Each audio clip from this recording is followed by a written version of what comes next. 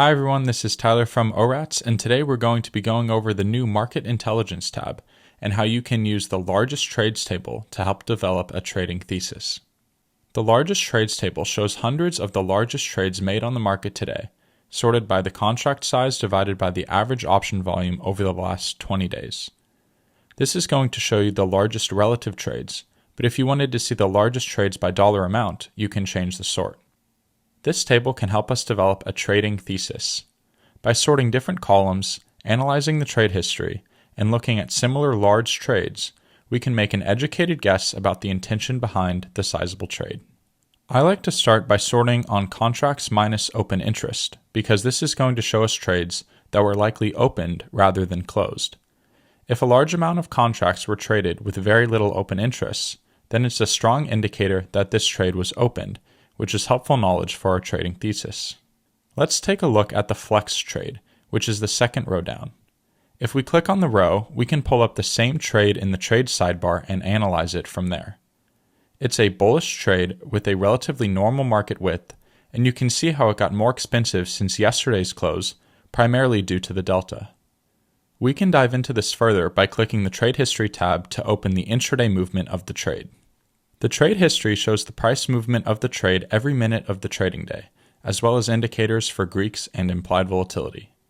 We're looking for the trade made earlier at 11:13 a.m., but we don't have to look that hard because the volume bar kind of jumps out at us. If we mouse over, we can see that this is clearly the same trade because it happened at 11:13 a.m. for a debit of 64 cents. It's interesting to see how just yesterday morning this trade was priced at only 10 cents, a huge difference compared to its current price of 60 cents. We should also check if this trade is related to earnings in any way. The trade expires November 17th, which is a few weeks after Flex's next earnings date on October 25th. Because the trade expires after earnings, it's possible that the trader has an opinion on how the market will react to earnings. Looking at the trade, it has a probability of profit of only 21% and profits only on the upside. The stock would have to move up over 6% in order for this trade to become profitable. If we check out the earnings tab, we can see that this is outside the implied move of the stock. This is definitely possible, considering that the actual move was outside the implied move for the last two earnings. But it generally doesn't have moves outside of about the 6% range. Let's look at this trade in the Trade Builder tab, where we can see the legs and the break-even overlaid on the graph. It's interesting to see the break-even line is drawn almost exactly at that top resistance level, indicating that the trader expects the stock to break through this at some point. Pulling all this information together, it's looking pretty bullish heading into earnings for Flex.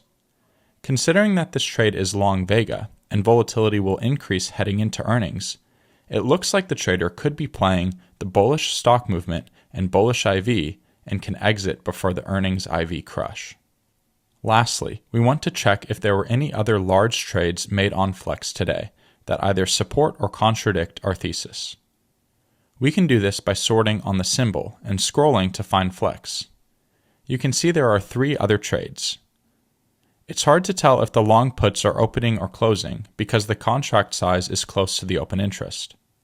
The short call diagonal looks interesting, but it was a relatively small trade at only $10,000 compared to the other one.